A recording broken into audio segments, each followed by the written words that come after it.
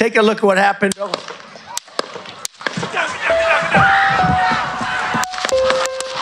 Après les promesses électorales de Donald Trump, vendues à ses électeurs et aux Anon pour mettre fin au Deep State, publier la liste d'Epstein, clore l'affaire Didi, éviter une guerre au Moyen ou Proche-Orient et inspecter Fort Knox, une promesse d'audit qui n'a jamais été réalisée malgré ses annonces de février 2025, une question hante l'Amérique.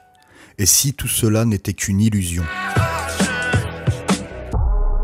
Aujourd'hui, en ce 7 juillet 2025, une nouvelle annonce du FBI secoue les esprits.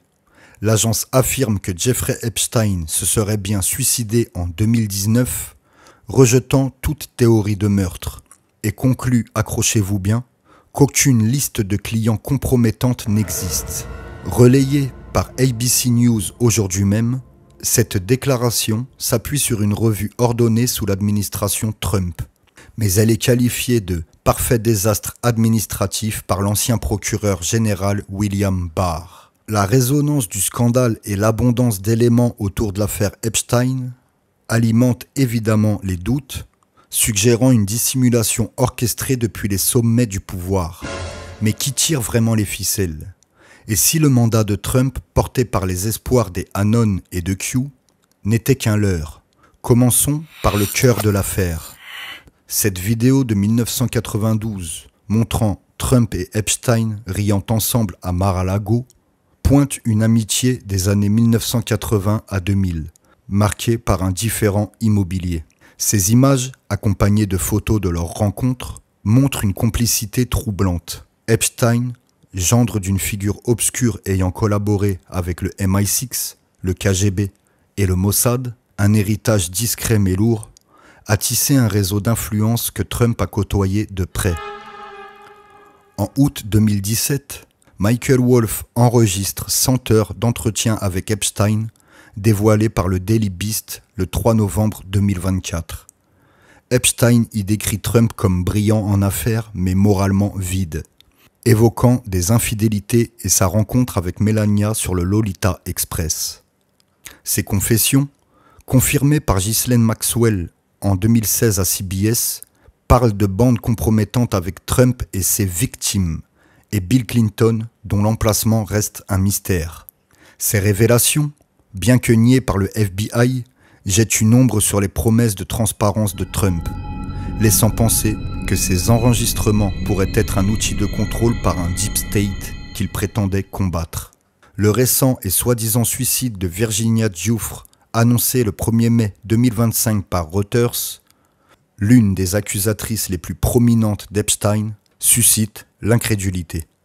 Vu son rôle clé dans les poursuites, beaucoup doutent d'une mort naturelle, suggérant un silence imposé.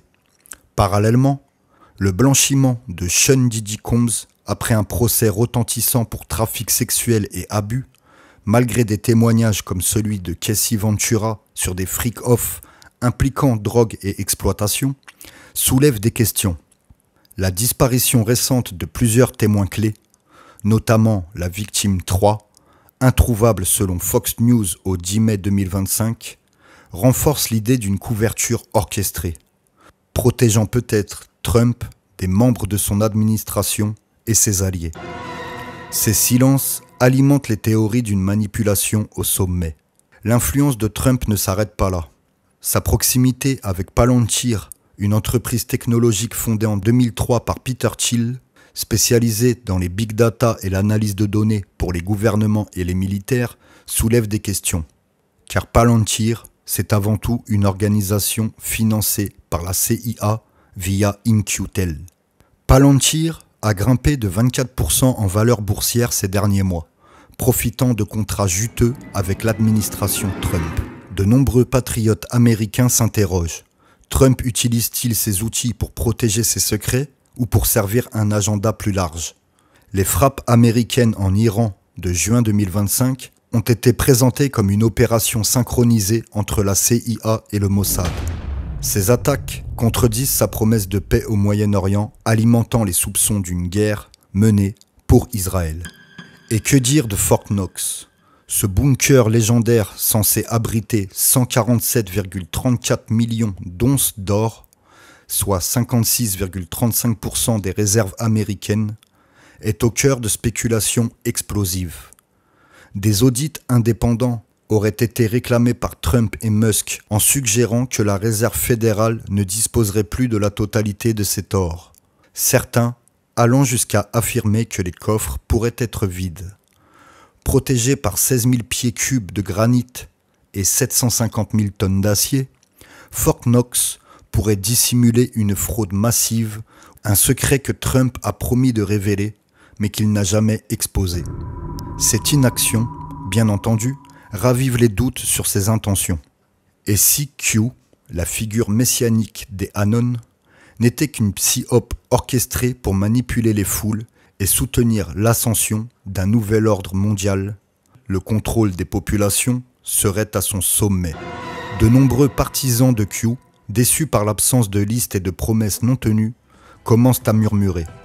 Trump avait promis de ne pas engager de guerre au Moyen ou Proche-Orient. Pourtant, les frappes en Iran en juin 2025, sous son mandat, ont ravivé les tensions. Une partie des patriotes et des Anon l'accusent désormais d'avoir mené ou de mener cette guerre pour Israël, alimentant les soupçons d'une trahison des idéaux qu'il avait vendus. À moins que le mandat de Trump ne soit finalement que l'avènement de ce fameux Deep State, utilisant Q comme un pion dans un jeu bien plus vaste, où la vérité reste enfouie sous ses couches de pouvoir, de corruption et de silence.